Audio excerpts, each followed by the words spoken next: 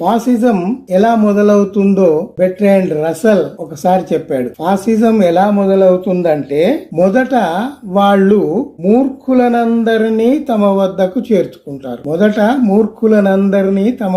చేర్చుకుంటారు. ఆ తర్వాత విమర్శించే మేధావులను కండబలంతోనో లేదా అధికార బలంతోనో అణగదొక్కుతారు. బెర్ట్రాండ్ రసల్ చెప్పిన మాట ఇది. ఉట్టి అణగదొక్కటమే కాదు, మనం దేశంలో ఏం చూస్తున్నాము, అసలు మొత్తమే లేకుండా చంపేస్తున్నారు. మనం చూస్తున్నాము, చాలా కేసులు అట్లా జరుగుతున్నాయి.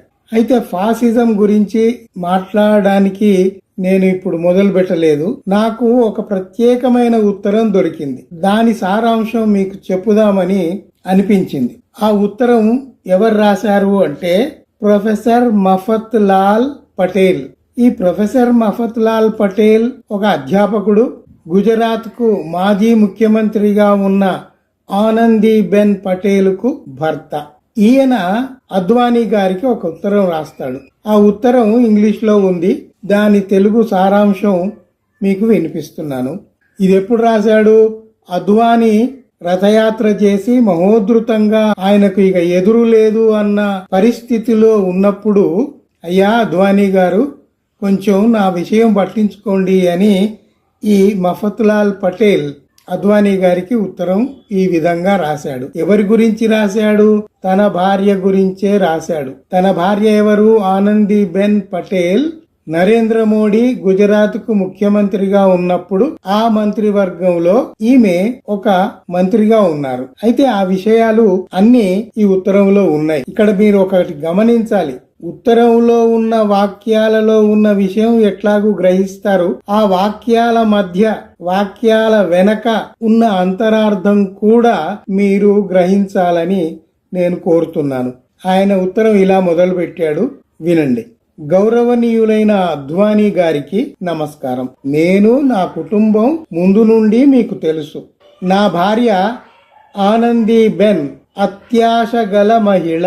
ఆమె కూడా మీకు తెలుసు. నా భార్య తన రాజకీయ కార్యక్రమాలు మీ సూచనల మేరకు నిర్వహించుకోవాలని నేను కోరుకుంటున్నాను. కానీ ఆమెతో నా సంబంధాలు దూరమైపోయాయి. సంప్రదించటానికి చాలా సార్లు ప్రయత్నించి విఫలమయ్యాను. అందువల్ల నేను నా కుటుంబంతో ప్రశాంతంగా బతకలేకపోతున్నాను. ఈ సమస్యకు పరిష్కారం దొరకకపోతే నేను చివరకు ఒక తీవ్రమైన నిర్ణయం తీసుకోవాల్సి వస్తుంది.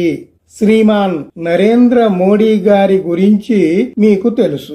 గొప్ప భవిష్యత్తు గల రాజకీయ నాయకుడని అందరూ అనుకుంటారు కదా. మరి ఆయనే నా కుటుంబ నాశనానికి కారకులయ్యారు. గత 2.5 ఏళ్లుగా నా భార్య నాతో ఒక్క మాట కూడా మాట్లాడలేదు. నా భార్య నాతో విడిపోయే విధంగా చేసింది శ్రీమాన్ నరేంద్ర మోడీ గారే. అతని వల్లే మా కుటుంబం ముక్కలయ్యింది. నేను మానసికంగా చాలా దెబ్బతిన్నాను. ఇది ఇలాగే కొనసాగితే నాకు ఆత్మహత్య కంటే మరో పరిష్కారం కనిపించటం లేదు. అదే గనక జరిగితే బాధ్యత నాది కాదు. నేను చెప్పినవి చెప్పలేనివి, నా బాధ మొత్తం మీకు అర్థమై ఉంటుంది. వెంటనే చొరవ తీసుకుని పరిస్థితిని చక్కబరుస్తారని ఆశిస్తున్నాను. ఇట్లు మఫత్ లాల్ పటేల్, ఆనందీబెన్ పటేల్ భర్త. నరేంద్ర మోడీ గుజరాత్ ముఖ్యమంత్రిగా ఉన్నప్పుడు ఆయన మంత్రివర్గంలో ఆనందీబెన్ పటేల్ మంత్రిగా ఉన్నారు. నరేంద్ర మోడీ ఢిల్లీకి ప్రైమ్ మినిస్టర్ గా మారినప్పుడు ఈమె గుజరాత్ కు ముఖ్యమంత్రి అయ్యారు. ఇవన్నీ చాలా విషయాలు మీకు తెలిసినవే. అయితే ఇక్కడ ఆమె భర్త స్వయంగా అద్వానీకి ఉత్తరం రాస్తూ ఎంత ప్రాధేయపడ్డాడు అనేది ఈ ఉత్తరంలో ఉంది. ఇప్పుడు మనకు మొదటి నుండి ఆయన ప్రైమ్ మినిస్టర్ గా పదవీ బాధ్యతలు స్వీకరించినప్పటి నుండి ఆయన యొక్క నైతికత ఏ పాటిది అనేది ఈ దేశ ప్రజలకు తెలుస్తూనే ఉంది. కట్టుకున్న భార్యను చూసుకోలేనివాడు ఈ దేశాన్ని చూసుకుంటాడని మరి ఈ దేశ ప్రజలు ఎందుకు అనుకున్నారో నాకైతే అర్థం కాదు. అందువల్ల తప్పు ఆయనది అని నేను అనటం లేదు. బాధ్యత తెలియని, నైతికత లేని, చదువు రాని ఒక వ్యక్తిని ప్రధానమంత్రి స్థానంలో కూర్చోబెట్టిన ఈ దేశ ప్రజలదే పూర్తి తప్పు, వారిదే పూర్తి బాధ్యత. ఎందుకంటే మీరు చూడండి, ఇప్పటి వరకు ఒక్క ప్రెస్ కాన్ఫరెన్స్ లేదు, అంతర్జాతీయ అంశాల మీద ఏమన్నా ప్రకటనలు చేస్తున్నది లేదు. అక్కడేమో దేశాల మధ్య యుద్ధాలు జరుగుతున్నాయి. మరి మనది ప్రపంచంలో ఒక ముఖ్యమైన దేశం, దాని ప్రభావం మన దేశం మీద, మన ప్రజల మీద కూడా ఉంటుంది. అందువల్ల ప్రధానిగా చొరవ తీసుకుని మాట్లాడాలా వద్దా? మాట్లాడలేదు. నిరసించాల్సిన విషయాలు నిరసించాలా వద్దా? నిరసించలేదు, ఖండించలేదు.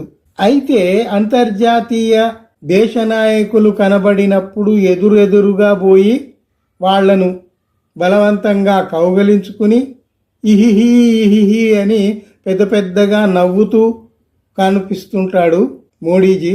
వాటిని తీసుకొచ్చి ఇక్కడ ఈ దేశ ప్రజలకు చూపెట్టి ఏదో అంతర్జాతీయ సమస్యల మీద మన ప్రధాని అక్కడ పాల్గొని పరిష్కరిస్తున్నాడు, అందుకే ఆయన విశ్వగురువయ్యాడు అని ఇక్కడ ఈ జర్నలిస్టులు, మన ఛానళ్లు డబ్బా కొడుతూ ఉంటాయి. ఇప్పుడు ఆ పార్టీకి, ఆ ప్రభుత్వానికి, ఆ ప్రభుత్వంలో ఉన్న పెద్ద నేతలకు ఎవ్వరికీ సిగ్గు లేదు అని అనుకుందాం.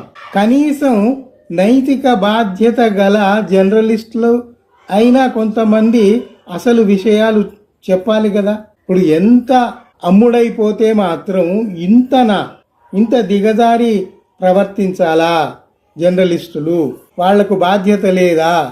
దేశ ప్రజలకు వాస్తవాలు తెలియజేయాల్సిన బాధ్యత వాళ్ళకి ఏమాత్రం లేదా? మనకు ఇవి ప్రశ్నలు. ఈ ప్రశ్న, ఈ ఉత్తరం ఎందుకు వచ్చింది అంటే, అసలు ఈ మధ్య కాలంలో మోడీ యొక్క అక్రమ సంబంధాల గురించి సోషల్ మీడియాలో విపరీతంగా విషయాలు బయటకు వస్తున్నాయి.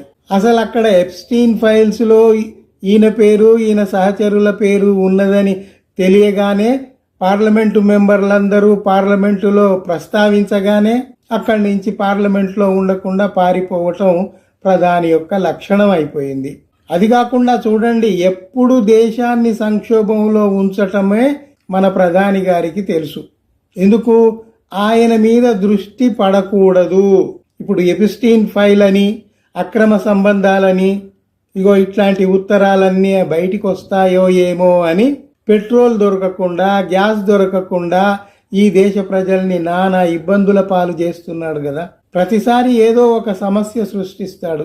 నోట్ల రద్దు అన్నాడు, అప్పుడు ఎంతమంది క్యూలల్లో నిలబడి చచ్చిపోయారో మనకు తెలుసు. ఇప్పుడు గ్యాస్ కోసం క్యూలల్లో నిలబడి ఎంతమంది చచ్చిపోతున్నారో కూడా మనం చూస్తున్నాము. పెట్రోల్కి ఎంత ఇబ్బంది పడుతున్నారో చూస్తున్నాము. వాళ్ళు మాత్రం అక్కడ కూర్చొని మనకు నిల్వలు ఉన్నాయి, మనకేం ఇబ్బంది లేదు అని చెబితే సరిపోదు కదా. అది వాస్తవములో సామాన్యుడి దాకా అందాలి కదా. అది అందక సమస్య భూతద్దంలో కనబడుతూ ఉంటే వాటిని ఏమందాం? ప్రభుత్వ వైఫల్యం అందామా, అనకూడదా?